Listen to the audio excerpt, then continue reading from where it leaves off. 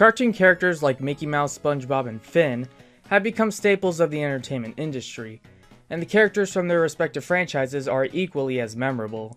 However, could you imagine a Looney Tunes show without Daffy Duck, or the Powerpuff Girls fighting someone over Mojo Jojo? We often take these characters for granted since they've been around for a long time, and imagining someone taking their place seems impossible to us. This is the thing we always wonder. What happened to all the characters that didn't make it out of production?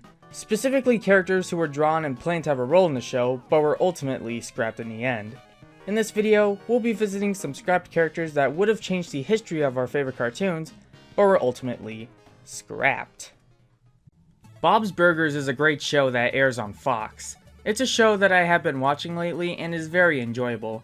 However, did you know that the Belcher family was originally going to have an eldest son? Meet Daniel Belcher. He was going to be the oldest son of the Belcher family. The only remnant of this character's existence is the original demo, the show's pitch pilot.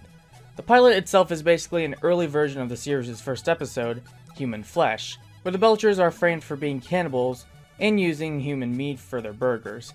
A reference to a scrapped idea in the show, where the Belchers originally made burgers out of humans. In fact, the whole Bob's Burgers show was originally going to be very dark and more adult, since not only were the Belchers originally cannibals, but there also exists an even earlier test animation using some extremely creepy designs of Bob and Linda, in the scene from the episode where they're in the basement grinding meat. The date. Yes, the date of our wedding! I don't know. Oh, Is it today? Oh, crap. Is it today? As the show evolved, the cannibal idea was scrapped in favor of the final show's more lighthearted approach. During this time, Daniel was scrapped and was reworked into Tina Belcher, the oldest daughter in the family. This is very apparent as both Daniel and Tina's personalities are identical and they even share the same voice actor. But you kids know where you're supposed to be while we're gone, right? Daniel, you're on the grill. My crotch is itchy. Whoa! But you kids know where you're supposed to be while we're gone, right? Tina, you're on the grill. My crotch is itchy. Whoa! The reason why Daniel was changed was because the show's staff thought that having two brothers in the family wouldn't work well, and I could totally understand why. While Lightning Rodriguez isn't technically a scrapped character as he made cameos in 2 episodes, he was mostly a scrapped character on Tiny Toon Adventures because he never had any segments starring him, nor was he ever given a voice. Similar to Babs Bunny and Plucky Duck being young counterparts of Bugs Bunny and Daffy Duck respectively, Lightning was originally going to be the Tiny Toons counterpart of classic Looney Tunes star Speedy Gonzales. He was a similar character to Speedy, but with shoes, a t-shirt, and a baseball cap. According to the show's creator, Tom Ruegger, he claimed that the reason why the character wasn't fully developed was because they didn't want to have another fast character in the show, as they already had Lil Beeper, the Roadrunner of Tiny Toons. He also stated concerns some people had with the Speedy Gonzales cartoons at the time, ultimately killing off Lightning's chances of being a prominent character, as well as the staff's interest for an ethnic character on the show. Even though Lightning never became a full character and was resorted to 2 cameos in the final show, his mentor's role in the show was a different story. Even though Speedy Gonzales didn't have a huge role on Tiny Toon Adventures, he did have a speaking role in 1 episode, and outside the show is still relevant in the Looney Tunes franchise to this very day. Even though he has gotten some controversy over stereotyping, most people, myself included, think he's a great character, and since the Space Jam 2 voice actor even defended him, most likely indicates that Speedy Gonzales is here to stay and isn't going anywhere anytime soon. While I'm not a fan of Steven Universe, nor have I seen every episode of the show, a lot of people really love this show, with its great cast of characters, its settings, and its story. There's a Steven Universe book that was released called Steven Universe Art and Origins. It features several concept arts of characters from the show, but there is one character that appears in this book, but never made it into any piece of the show's official canon. Concrete is a character who was drawn during the show's production. It is unknown what her role would have been in terms of her relationship with Steven and the Crystal Gems, but her bio in the page depicts her as being bashful, super agile, not being as strong as she looks, having a wicked shoe collection, and not being able to read. During the book's release showing Concrete, she has garnered some controversy because some people thought that the character was racist because they claimed that the character looked like blackface, a stereotypical form of makeup that mocks African Americans. The fact that her bio says she can't read made the controversy even worse. I personally don't think that the character was intentionally designed to look racist, as that would go against the show's theme of acceptance. A few people even decided to stop watching the show because of the scrapped character. Concrete's concept art was drawn by the show's writer and storyboard artist Lamar Abrams. When controversy spoke out about Concrete, Abrams said that she isn't supposed to be a black stereotype. It was just something that the fandom completely misunderstood and apologized to the people who took it the wrong way. Sometimes, scrapped characters appear in magazines that promote a certain product.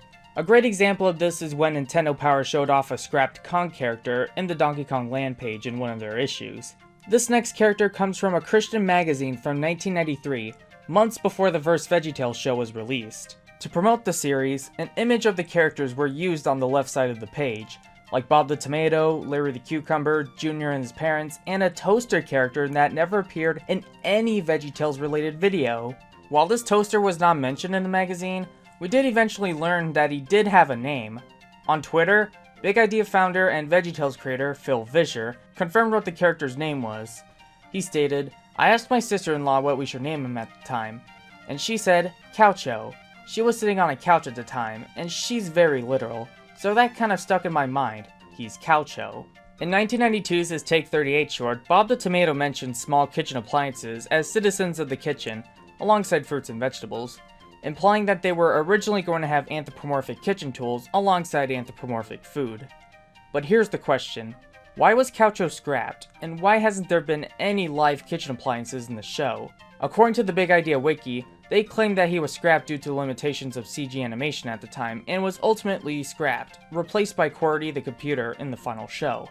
However, I think there's another, more likely reason.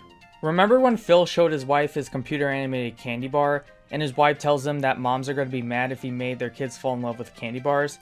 I bet that's the same reason why Coucho or any other kitchen tool are not in the final show. Phil probably thought that it would be a bad idea to have animated talking blenders and cheese graters because children would likely play with these kitchen appliances as toys, which would be extremely dangerous. We're probably not missing out on these characters anyways, as they wouldn't make sense for a show called VeggieTales. Heck, it'd probably be called Kitchen Tales if that were the case. The Saturday morning Sonic the Hedgehog TV show is beloved by many people, myself not included.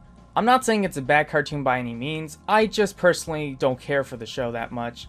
Plus, it differs too much from the source material, in my opinion. In fact, I wasn't going to include cartoon adaptations of video games in this video, but since I didn't have any more ideas for scrapped characters from other cartoons, I decided to include the Sonic show anyways. Originally, Deke Entertainment wanted to make a cartoon adaptation of the Sonic the Hedgehog video game for Sega Genesis.